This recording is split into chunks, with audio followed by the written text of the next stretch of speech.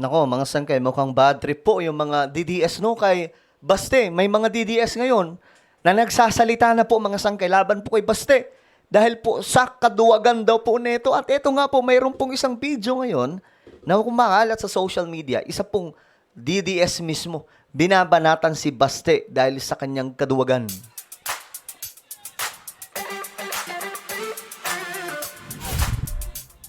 Okay guys, eto na. Pag-usapan po natin ito mga sangkay kasi talagang mainit po itong banggaan ng General Torre at Baste. Pero si General Torre kasi may bayag. Si Baste, ewan ko anong nangyari. Ngayon, mayroon pong isang taga Mindanao, taga Davao din po ata ito. Isa pong solid DDS. Nagsalita laban po kay Baste. Mamaya pag-usapan po natin mga sangkay. Pero bago tayo magtuloy-tuloy, no, paki-subscribe po muna yung ating YouTube channel.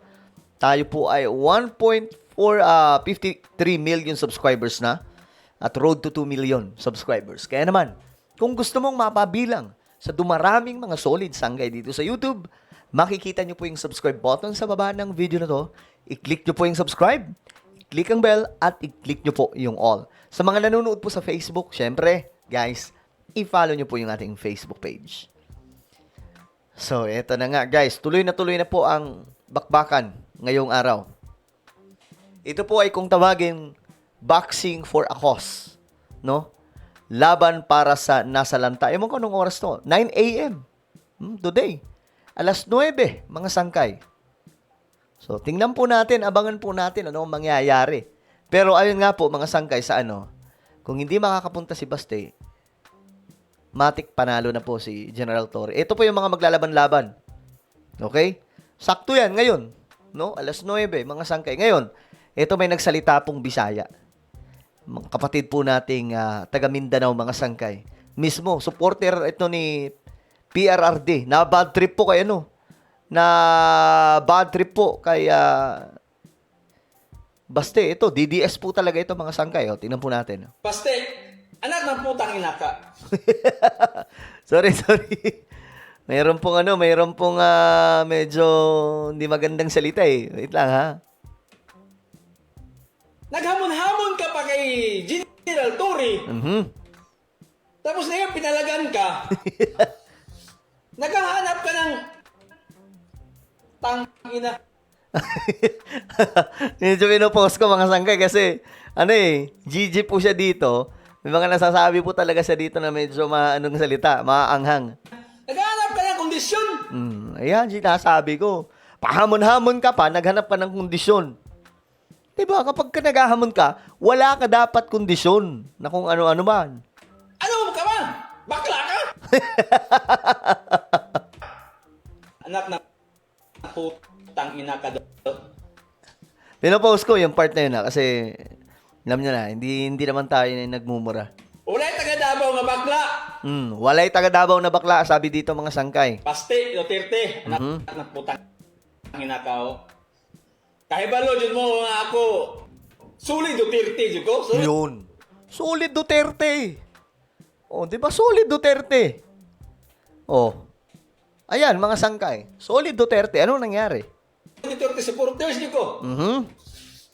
Pakig patay pa ganit ko diri sa TikTok. Nakikipagbardago lang siya sa TikTok para lang sa mga Duterte. Ngayon, nadismaya siya. Kasi kumbaga kami na mga supporter nakikipagbardagulan. Tapos ikaw, duwag pala. Why, oh why? Kahit saang platform, ipagtanggol lang mo mga Duterte. Pero kung inanay Diba? Kahit saang platform, binagtatanggol niya yung mga Duterte. Solid. DDS po talaga ito, mga sangkay. Itong kapatid po natin, kababayan natin. Pero ano sabi niya? mong style, Baste. Kung ganyan ang estilo mo, Kung ganyan ang estilo mo, pinalagan ka lang ng matanda na para umaayaw ka. hindi parang umayaw po talaga, sir. Ano ka ba? Pagka-discourage mo sa taga Davao. Ayan na, nagbibisaya. Maka-discourage ka sa mga taga Davao. Kung inanay mong style, Baste, maka-discourage kang taga Davao. Kung ganyan daw yung style mo, Baste, maka-discourage ka. Maraming madidismaya ng mga taga Davao. Tangin na ako, taga Davao. Kabalo jud ka, taga Davao jud ko. Alam daw. Ibig sabihin, kilala. Ni Baste ito. Taga Davao daw po siya. Barangay 19 ko. Sinabi. Ang tapag din ng taong to, mga sangkay, no? Taga Barangay 19, sabi po niya.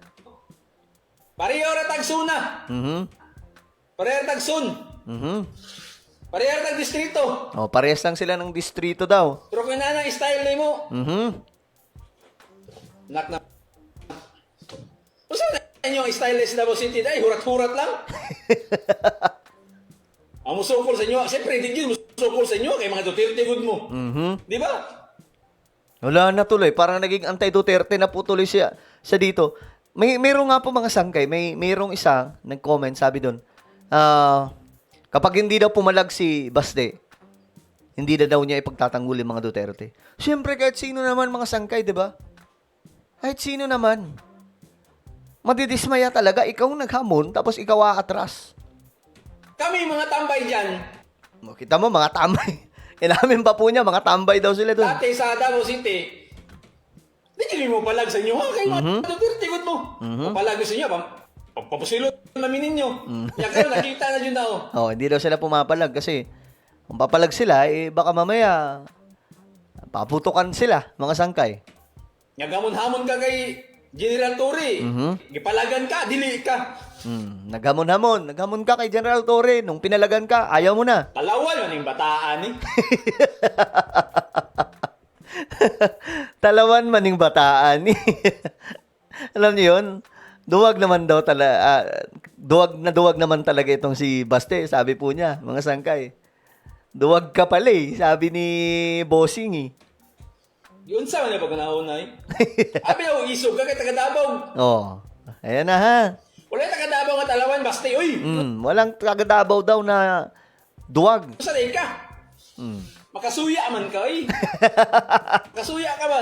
Ayan na, ikinahihiya na po nila si Baste. Kung na style mo, Baste. Ayaw na lang pag mayor sa Davao City, di gapon minimo masulbad. Di gapon minimo masagang.